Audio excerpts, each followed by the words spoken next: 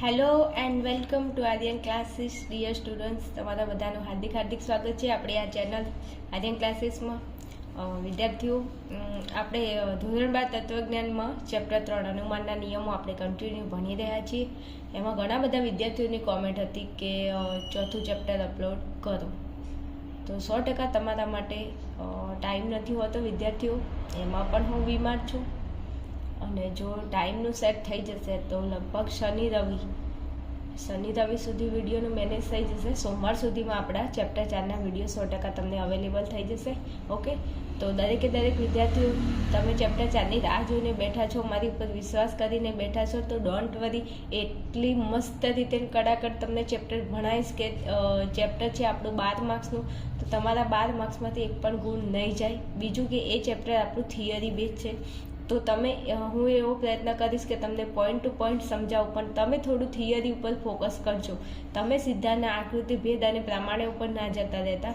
ચેપ્ટરને તમે પહેલેથી વ્યવસ્થિત ભણજો અને તમારી સરળતા રહે, તમને સરળતા રહે ચેપ્ટરમાં, એ માટે હું ચેપ્ટરના નાના વિડીયો અપલોડ કરવાની કોશિશ કરીશ. ઓકે, બીજું અનુમાનના નિયમો શરૂઆતમાં જે મારા વાલા વિદ્યાર્થીઓ ભણી રહ્યા હતા એમની સરસ એવી કોમેન્ટો આવતી હતી.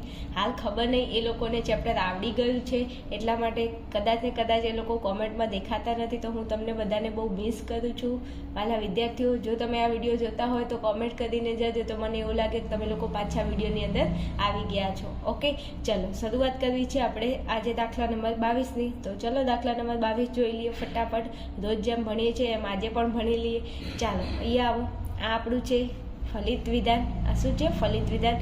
ફલિત વિધાન તમે કેવી રીતે ઓળખો? તો આગળ હશે 3 ટપકા પછીનું હશે ફલિત વિધાન. હવે અહીંયા તમને આ વિધાન અહીંયા આપી દીધું છે. હવે તમને આ વિધાન પરથી તમારે અહીંયા રૂપલક્ષી સાબિતી રચીને સિદ્ધ કરવાની છે. મતલબ અહીંયા તમને જે વિધાન આપેલું છે આવું ને આવું વિધાન તમારે અહીંયા આ આધાર વિધાનોનો ઉપયોગ કરીને આવું વિધાન તમારે નીચે તારવવાનું છે, ફલિત કરવાનું છે. ઓકે, ચલો તો આપણે શરૂઆત કરીશું. તો તમે જુઓ, આ 1 2 3 4 આ 4 એની સામે પી લખેલો છે, તો આ પીનો મતલબ થાય આ 4 આધાર વિધાનો છે, અને આ 4 આધાર વિધાનોનો ઉપયોગ કરીને આપણે એક આવું વિધાન ફલિત કરવાનું છે. ઓકે, તો ઓકે ચલો આવી જાઓ. જ્યારે પણ વિદ્યાર્થીઓ વિધાન અહીંયા આપેલું હોય તો હું તમને કહું જ છું કે અહીંયા તમને જોવાનું, તમારે જો અહીંયા સમુચ્ચય આપેલું હોય, આ સમુચ્ચયનું પ્રતીક છે, તો સમુચ્ચય આપેલું હોય તો છેલ્લે જ્યારે આપણે દાખલો ક્લોઝિંગ કરીશું ને આપણે આ જવાબ લાવીશું ત્યારે આપણે અનુમાનનો કયો નિયમ આપણે ઉપયોગ કરીશું? તો કે કોંજનો નિયમ. એનું રૂપ છે પી ક્યુ. તેથી પી સમુચ્ચયને ક્યુ. કેમ આ નિયમ? બેન તમને ક્યાંથી ખબર પડે છે? એટલા માટે વિદ્યાર્થીઓ અહીંયા જુઓ, ફલિત વિધાન છે અને ફલિત વિધાનમાં સમુચ્ચય કારક છે. સમુચ્ચય કારક આવતો હોય એવો અનુમાનનો કયો નિયમ? જો ફલિત વિધાન, આ ફલિત 3 ટપકા કરીને જે વિધાન હોય એ ફલિત વિધાન, એટલે આ ફલિત વિધાન છે ને એમાં સમુચ્ચય આવે છે. તો આ નિયમ કયો છે? કોંજનો નિયમ. તો છેલ્લે જ્યારે આપણે આપણા વિધાનને અહીંયા નિષ્પન્ન કરીશું ત્યારે કોંજનો નિયમનો ઉપયોગ કરી અને આ વિધાનને આપણે સમુચ્ચયથી જોડીશું. ઓકે, વિકલ્પન હોત તો યાડનો નિયમ આવત છેલ્લે. અહીંયા કોણ છે? કોંજ છે, સમુચ્ચય છે, એટલા માટે. ઓકે, ઓકે ચલો હવે આપણે સૌથી પહેલાં કે શરતી પી લાવવાનું છે, પછી આપણે બી લાવીશું. ઓકે ને? તો કે ઓકે ચલો જોજો વિદ્યાર્થીઓ, આ કે શરતી પી પણ એ નિષેધમાં છે ને? તો કે હા નિષેધમાં છે. તો હવે તમે એક વસ્તુ માઇન્ડમાં ફિટ કરી લો કે આપણું આ કે શરતી પી આપણે જરૂર છે, પણ શેમાં? નિષેધમાં. એની આગળ નિષેધ હોવું જોઈએ. ઓકે, અને પછી બી વિધાન. તો વાંધો નહીં, આપણે આ વિધાનને નિષ્પન્ન કરવાની કોશિશ કરીએ. ચલો આ બાજુ આવી જાઓ. જ્યારે પણ તમારે કોઈ પણ વિધાનને નિષ્પન્ન કરવાનું હોય તો તમારે અહીંયા આધાર વિધાનો જોવાના. આધાર વિધાનોની અંદર આ જો આ પહેલા નંબરનું આધાર વિધાન, એમાં સર્વોપરીકારક અહીંયા શરતી છે, અહીંયા શરતી છે. તો શરતી સર્વોપરીકારક હોય એવા અનુમાનના કેટલા નિયમો? તો મારા ધ્યાનમાં છે 2 નિયમો. હું એક અહીંયા લખું છું. એક એમપીનો નિયમ છે અને એક એમટીનો નિયમ છે. તો એમપીનું રૂપ શું થાય? તો કે પી શરતી ક્યુ, પી તેથી ક્યુ. અને એમટીનો તો કે પી શરતી ક્યુ, નિષેધ ક્યુ, તેથી નિષેધ પી. અને આમ પણ આપણે જવાબ શેમાં લાવવાનો છે? નિષેધમાં. તો 100% આપણે એમટીનો નિયમ યુઝ કરવાનો થશે જ તે. તો કે હા થશે. ચલો આટલું આપણા જોડે છે. તો હવે આપણે શું કરીશું? તો કે હવે આપણે વિધાનોને નિષ્પન્ન કરવાની કોશિશ કરીશું. બીજું અહીંયા આ આધાર વિધાનની અંદર જો વિકલ્પન છે, તો વિકલ્પન સર્વોપરીકારક હોય એવો અનુમાનનો કયો નિયમ છે? તો કે મારી જોડે એક નિયમ છે જેનું નામ છે ડીએસનો નિયમ. તો ડીએસનું રૂપ શું થાય? તો કે પી વિકલ્પન ક્યુ નિષેધ પી તેથી ક્યુ. ઓકે, આટલું. હવે આટલા નિયમો આપણી જોડે છે. તો સૌથી પહેલાં આપણે શરૂઆત ક્યાંથી કરીશું? તો સૌથી પહેલાં હું અહીંયા 5 નંબર લખું છું. આગળ હવે આપણે કોઈ પણ વિધાનને નિષ્પન્ન તો કરવું પડશે ને? તો કે હા. તો સૌથી પહેલાં આપણે અહીંયા તમે ધ્યાન આપો તો જુઓ તો કે અહીંયા છે બી શરતી આર. ઓકે, હવે જોજો અહીંયા સર્વોપરી કારક કયું છે? તો કે શરતી છે. રેડી છે ને? તો કે હા, શરતી. હવે શરતી છે. બીજું આ આર વિધાન અને આ આપણું બી વિધાન. હવે જો આર વિધાન એટલે આમ જોવા જઈએ, જો આપણે એમ કહીએ કે હું એમટીનો નિયમ લગાડું તો આ આપણું કયું વિધાન થાય? ક્યુ વિધાન. અને એમટીના નિયમમાં ક્યુ વિધાનનો શું છે? તો કે નિષેધ છે. તો ક્યુ વિધાન એટલે આર વિધાન. આર વિધાનનો નિષેધ તમને ઉપર દેખાશે. જો આ રહ્યો. બીજું વિદ્યાર્થીઓ, આ વસ્તુ તમને કોઈ આ પર્ટિક્યુલર નથી કે આવું હશે જ એમ. દરેક દાખલા પ્રમાણે એની મેથડ કંઈક અલગ હશે એને સોલ્વ કરવાની. પણ હા, મેં તમને અહીંયા જે માળખું બાંધીને આપ્યું એ તમે 100% કરી શકો. પછી તમે તમારું થોડું મગજ દોડાવજો. લગભગ જો પહેલેથી લઈને છેલ્લા સુધી તમે દાખલા જોયા હોય તો તમને આ વસ્તુ મારી શીખવાડવી ના પડે. તમને 100% આવડી જ જાય, દાખલામાં ખબર પણ પડી જાય. ચલો અહીંયા જોજો, બી શરતી આર, નિષેધ આર, તેથી નિષેધ બી. આવું કંઈક થાય. આ એમટીના નિયમ પ્રમાણે જો અહીંયા એમટીનો નિયમ હું લગાડું છું. જો અહીંયા પી છે તો પી એટલે આપણો બી, શરતી એટલે શરતી, પછી ક્યુ એટલે આપણો આર. પછી જો આ ક્યુ વિધાનનો નિષેધ છે તો ક્યુ વિધાનની જગ્યાએ આપણું કયું વિધાન છે? આર વિધાન. તો આર વિધાનનો નિષેધ છે ઉપર, હા છે ને. પછી અહીંયા છે નિષેધ પી, તો પીની જગ્યાએ કયું વિધાન છે? બી વિધાન. તો બી વિધાનનો નિષેધ થાય તો આપણે નિષેધ બી વિધાનને નિષ્પન્ન કરી શકીએ. અનુમાનના કયા નિયમના આધારે? તો કે એમટીના નિયમના આધારે. તો આ બી વિધાનને નિષ્પન્ન જો બી શરતી આર, નિષેધ આર, તેથી નિષેધ બી. પી શરતી ક્યુ, નિષેધ ક્યુ, તેથી પી. ઓકે, તો કે ઓકે છે. ચલો આની સામે લખો તો આ નિષેધ બી વિધાન આવ્યું ક્યાંથી? તો કે 4 નંબર અને 2 નંબરના આધાર વિધાન પરથી નિયમ. તો કે એમટીનો તો લખો એમટી. ચલો આટલું થઈ ગયું. ઓકે, ચલો આગળ આવો. હવે અહીંયા જુઓ નિષેધ બી છે કે નહીં? તો કે હા, નિષેધ બી છે. તો તમે ઉપર જુઓ તો બી કઈ જગ્યાએ તમને દેખાય છે? વાલા વિદ્યાર્થીઓ, બી તમને કઈ જગ્યાએ જોવા મળે છે? જુઓ તો અહીંયા છે, આ રહ્યું વિકલ્પન બી, અને અહીંયા પણ બી છે. તો તમે આ નિયમને ઉપયોગ કરો, આ નિયમનો ઉપયોગ કરશો તો પણ તમારે અહીંયા વિધાનને તમે નિષ્પન્ન કરી શકશો. આનો ઉપયોગ કરશો તો બી થશે. કેવી રીતે? ચલો ચેક કરી. હવે જોજો અહીંયા ઈધર આવો. અહીંયા જુઓ આ શરતી છે, એના પછી બી વિધાન છે. ઓકે, તો કે હા ઓકે. હવે શરતી હોય અને અહીંયા જે ક્યુ વિધાન છે તો ક્યુ વિધાનનો નીચે નિષ્પન્ન કરીને આપેલો છે. તમને જો નિષેધ કરીને આપેલો છે, સોરી. તો હું અહીંયા એમટીનો નિયમ જો અહીંયા યુઝ કરું, એમટીના નિયમ પ્રમાણે આ રૂપની ગોઠવણી કરીએ તો આપણું આ વિધાન નિષ્પન્ન થાય છે. આપણે કે શરતી પીની જરૂર છે ને? તો કે હા જરૂર છે. તો કે શરતી પી અહીંયા છે? તો કે હા છે ને.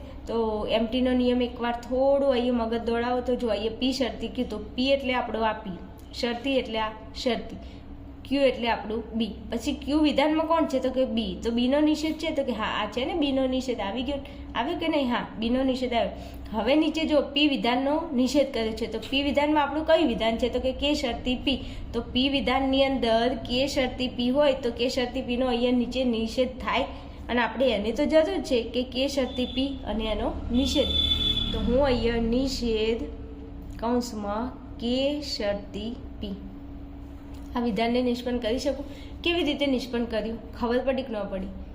જોજો, અહીંયા આપણું આ પી વિધાન હતું એમટીના નિયમ પ્રમાણે, શરતીનું વચ્ચે શરતી, ક્યુ વિધાન એટલે આપણું બી. પછી એમટીના નિયમ પ્રમાણે ક્યુ વિધાનનો નિષેધ. તો ક્યુ વિધાનમાં આપણું કયું વિધાન છે? બી વિધાન. તો જો અહીંયા બી વિધાનનો નિષેધ છે? તો કે હા છે. પછી પી વિધાનનો નિષેધ. તો પી વિધાનમાં આપણું કયું વિધાન છે? કે શરતી પી. તો કે શરતી પીનો આપણે શું કર્યું? નિષેધ કર્યો. રેડી? તો હવે આપણે આ 6 નંબરનું જે વિધાન છે એને ફલિત તો કર્યું, નિષ્પન્ન તો કર્યું. પણ કેવી રીતે નિષ્પન્ન કર્યું? કયા આધાર વિધાન પરથી? તો કે 1 નંબરનું આધાર વિધાન અને 5 નંબર લખો એમટી. બીજું વિદ્યાર્થીઓ, તમે આ દાખલાને ગાઈડમાં ચેક કરશો તો એ તમને થોડો અલગ નિયમ આપેલો હશે, એમાં એચએસનો નિયમ લખેલો આપશે તમને. પણ એવું જરૂરી નથી. એમ તમે જે પણ અનુમાનનો નિયમ લગાડો પણ તમારો જવાબ અહીંયા સાચો આવવો જોઈએ. રેડી? વાંધો નહીં. ચલો પછી આગળ જઈએ. હવે આપણું નિષેધ કે શરતી પી આવી ગયું? તો કે હા આવી ગયું છે. તો હવે આપણે કયા વિધાનને લાવીશું? તો કે બી વિધાનને. હે ને? તો બી વિધાનને આપણે નિષ્પન્ન તો કરવું પડશે. તો કે હા 100% કરવું પડશે. તો જો બી વિધાનને નિષ્પન્ન કરવા માટે જો આનો ઉપયોગ થઈ ગયો છે, આનો ઉપયોગ બધું પતી ગયું. હજુ આપણે અહીંયા આપણી જોડે એક વિધાન બાકી છે, જો અહીંયા, અને એમાં બી વિધાન છે. આપણે હવે બી વિધાનની જરૂર છે કે નહીં? તો કે હા છે. તો જોજો આપણી જોડે એક નિયમ છે, ડીએસનો નિયમ મેં અહીંયા લખ્યો છે કે નહીં? જો આ રહ્યો. તો આ ડીએસના નિયમ પ્રમાણે હું અહીંયા આ પી વિધાન એટલે આપણું કે શરતી પી વિધાન, એને પી વિધાન કહી દઉં. વિકલ્પનનું આ વિકલ્પન, આ ક્યુ એટલે આપણું બી વિધાન. પછી જો પી વિધાનનો નિષેધ છે કે નહીં? તો પી વિધાનમાં કોણ છે? તો કે શરતી પી છે કે નહીં? હા. તો આ વિધાનનો નિષેધ હોવો જોઈએ. તો કે હા, આ રહ્યો છે ને નિષેધ કે શરતીને પી. તો હવે જો ડીએસના નિયમ પ્રમાણે પી વિધાનનો નિષેધ હોય તો ક્યુ વિધાનને નિષ્પન્ન કરી શકાય. મતલબ ક્યુ વિધાનની જગ્યાએ કયું વિધાન છે? બી વિધાન. તો બી વિધાનને અહીંયા હું નિષ્પન્ન કરી શકું? તો કે 100% તમે કરી શકો. અહીંયા આવશે આપણું બી. કેવી રીતે આવ્યું વિદ્યાર્થીઓ? તો અહીંયા ડીએસનો નિયમ અહીંયા આપણે ઉપયોગમાં લીધો, એના લીધે આપણે બી વિધાનને નિષ્પન્ન કર્યું, જેની આપણે જરૂર હતી. ફરી જુઓ, સમજાવું. પી એટલે આપણું આખું વિધાન કે શરતી પી. વિકલ્પનનું વિકલ્પન, બી એટલે આપણું આ ક્યુ વિધાન. હવે નિયમ પ્રમાણે પી વિધાનનો નિષેધ છે. તો પી વિધાનમાં છે કોણ? તો કે શરતી પી. તો જો કે શરતી પીનો નિષેધ છે, તો કે હા છે. હવે ક્યુ વિધાનને નિષ્પન્ન કરી શકો. તો આ ક્યુ વિધાનમાં કોણ છે? બી છે. તો બી વિધાનને મેં નિષ્પન્ન કર્યું. તો કે હા કર્યું, એની તો મારે જરૂર હતી. ચલો, બી વિધાન આવ્યું ક્યાંથી? તો કે 3 નંબરનું આધાર વિધાન અને 6 નંબરનું આધાર વિધાન. લખશું અહીંયા ડીએસનો નિયમ. ઓકે, રેડી છે ને? ઓકે, ચલો હવે 8મા નંબરે આવો. હવે જોજો, અહીંયા વિધાનો આપણે નિષ્પન્ન કર્યા. સામે થોડી નજર કરવાની. કેમ કે જો નિષેધ કે શરતી પી આવી ગયું છે, નિષેધ કે શરતી પી આવી ગયું છે. સમુચ્ચય અને બી, તો બી પણ આવી ગયો છે. હવે જો આ વિધાન આપણી જોડે આવી ગયું, આ વિધાન પણ આવી ગયું. હવે આ બંનેને આપણે શું કરશું? તો કે સમુચ્ચયથી જોડી દઈશું. કયા નિયમ પ્રમાણે? તો કે કંજના નિયમ પ્રમાણે. અહીંયા મેં રૂપ પણ લખી દીધું છે. જો કે પહેલા પી આપેલો હશે, પછી ક્યુ આપેલો હશે, પછી પી અને ક્યુને ભેગા કરી અને વચ્ચે સમુચ્ચયથી જોડી દે. તો ચલો, પી વિધાનમાં આપણું કયું વિધાન છે? તો પી વિધાનમાં નિષેધ કે શરતી પી છે. તો લખો. બીજું, અહીંયા ઉપર નીચે હોય, અહીંયા ધ્યાન નહીં, તમારે અહીંયા ધ્યાન આપવાનું. અહીંયા પહેલા કયું વિધાન આપેલું છે? અહીંયા આપણું કે શરતી પી આપેલું છે. તો લખો નિષેધ કે શરતી પી, કૌંસમાં છે તેનો કૌંસમાં રાખવાનું. ચલો, પછી સમુચ્ચયનો સમુચ્ચય, પછી છે બી વિધાન. તો લખો બી વિધાન. હવે વિદ્યાર્થીઓ, નિષેધ કે શરતી પી ક્યાં છે? તો કે 6 નંબરમાં છે. પછી બી વિધાન 7 નંબરમાં છે. લખો 7 નંબર. બીજો, આ નિયમ કયો આપણે ઉપયોગમાં લીધો છે, જેના આધારે આપણે આ વિધાનને નિષ્પન્ન કરી ફલિત કર્યું? તો કે કોંજનો નિયમ. તો લખો કોંજ. રેડી? દાખલો ક્લિયર? અહીંયા જે વિધાન હતું એવું સેમ ટુ સેમ વિધાન અહીંયા આવી જાય તો તમારો દાખલો સાચો. અને આપણે આવી પણ ગયું છે, તમને દેખાય છે ને? કેટલો મસ્ત સરસ મજાનો દાખલો હતો. બીજું વિદ્યાર્થીઓ, તમે દરેકે દરેક દાખલાને તમને મજા આવે એ નિયમ પણ ઉપયોગમાં આવતો હોવો જોઈએ. પછી એવું નહીં કે તમને સિમ્પથી મજા આવે, તમને કોણથી મજા આવે, તમે એનાથી કામ કરો. નહીં, અહીંયા તમે કોઈ પણ નિયમનો ઉપયોગ કરી અને આ જે વિધાન છે એને તમે અહીંયા ફલિત કરી શકો, પણ સેમ ટુ સેમ વિધાન આવવું જોઈએ. નિયમ ભલે ગમે તે આવી જતો હોય તો, ના આવી જતો હોય તો ખોટી મથામણ કરવી નહીં. ઓકે, તો અહીંયા આપણો જવાબ આવી ગયો છે. દેખાય છે? તો કે હા, 100% છે. તો હવે આપણે શું કરીશું? હવે કંઈ નહીં, દરરોજની જેમ આપણે તમારે શું કરવાનો? વિડીયો જોઈ લેવાનો. વિડીયો જોઈ અને પછી ફરીથી તમારે એક વખત દાખલો ગણી લેવાનો. અને 40 દાખલા, જો તત્વજ્ઞાનમાં 100માંથી 100 માર્ક્સ લાવવાનો ટાર્ગેટ છે તો મારી વાત માનો તો 40માંથી એક પણ દાખલો તમારે મૂકવાનો નથી. 40 આ દાખલા અને આગળના 10 દાખલા જે ખાલી જગ્યાના છે એ 10 તમારે કમ્પ્લીટ, મતલબ 50 દાખલાની પ્રેક્ટિસ તમારી હોવી જોઈએ. તો તમે તત્વજ્ઞાનમાં 100માંથી 100 માર્ક્સ લાવી શકો છો.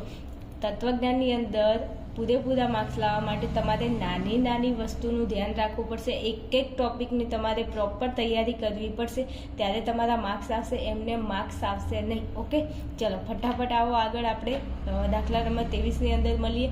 અને બીજું કે ચોથું ચેપ્ટર આવે છે, થોડી રાહ જોજો. ઓકે, ચલો મળીએ આપણે નેક્સ્ટ વિડીયોમાં.